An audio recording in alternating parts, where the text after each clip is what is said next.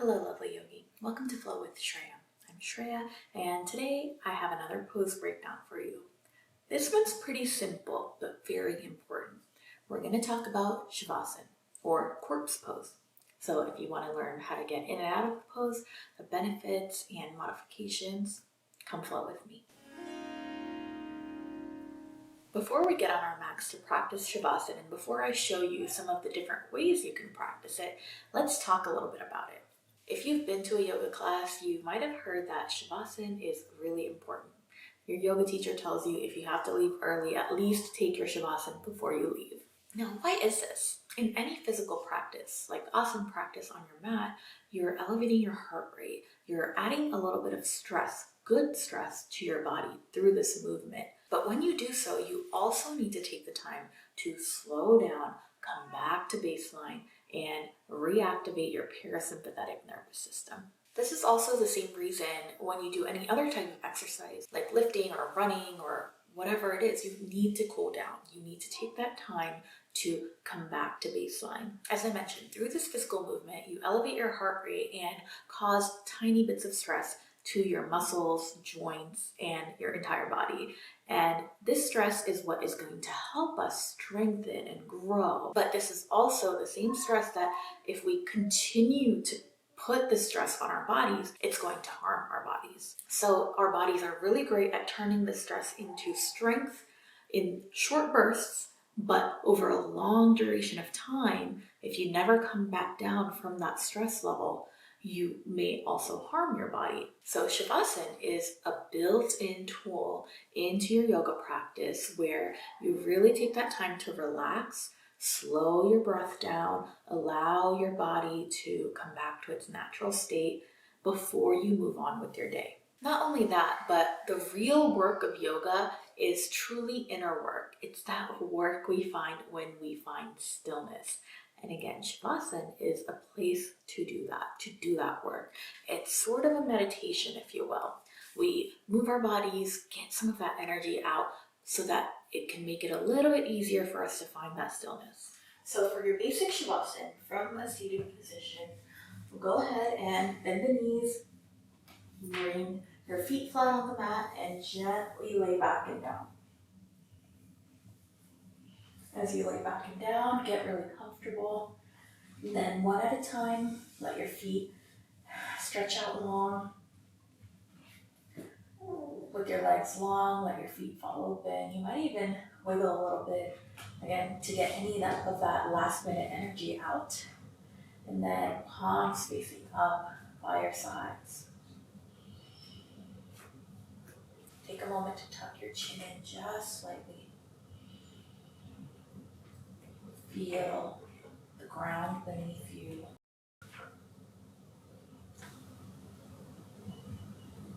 Feel the pull of gravity relaxing you.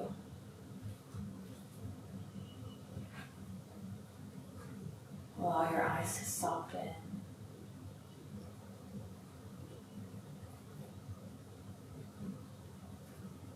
And just breathe.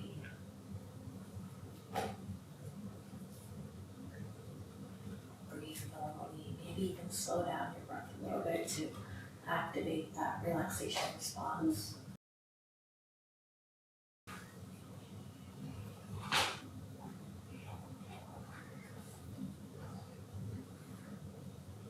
And you can stay in this space as long as you'd like. But for the purpose of this video, we'll be getting out of Shavasana now, and I'll show you a few different ways you can take this. Begin to wiggle your fingers and toes. Maybe take some wrist circles and ankle circles.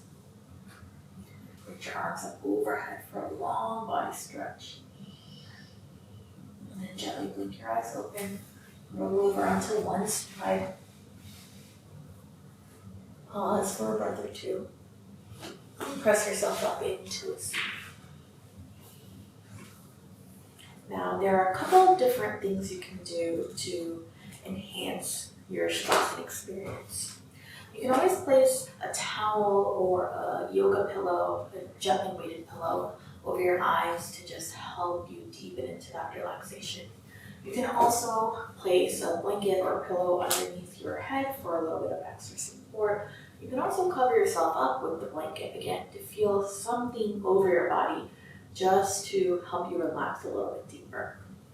Another thing I really like to do is to place a bolster underneath my knees. Again, you can use a pillow or something if you don't have a bolster. So, bringing the bolster underneath your knees, go ahead and lay back and down.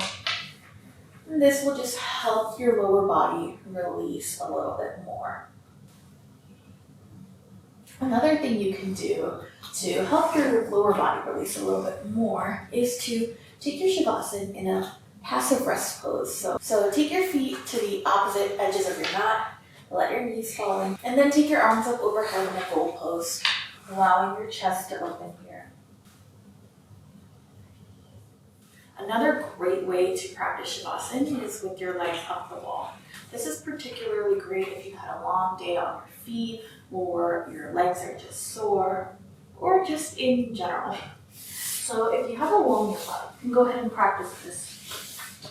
Come right next to the wall with your hips touching the wall, and then as you lay down, swing your legs up the wall.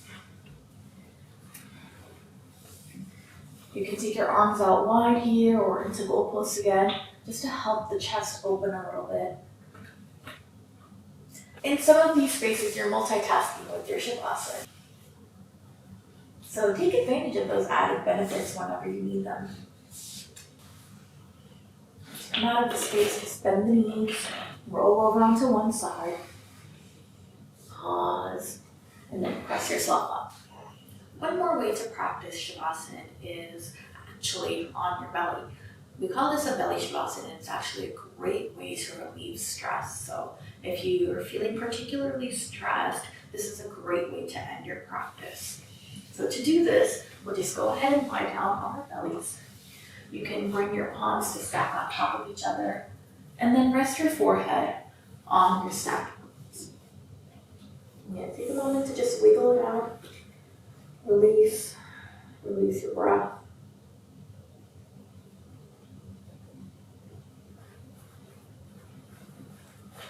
And find some relaxation. So there you have it, your basic Shavasana and a few different variations you can take. It seems like a really simple and easy posture, so I understand why you may want to skip it. But now that you know all the benefits and why it's so important, I urge you to always practice Savasana. I hope you enjoyed that video, and if you learned something, please be sure to share this video so others can find it too. If you share it on social media, be sure to tag me at Flow with Shreya. It always means a lot to me if you take a moment to subscribe to my channel and click the thumbs up button on this video. Let me know in the comments below which poses you'd like me to break down next. For more pose breakdowns, check out this playlist right here. You'll also find Vinyasa Yin, relaxing prenatal and postnatal yoga here on my YouTube channel.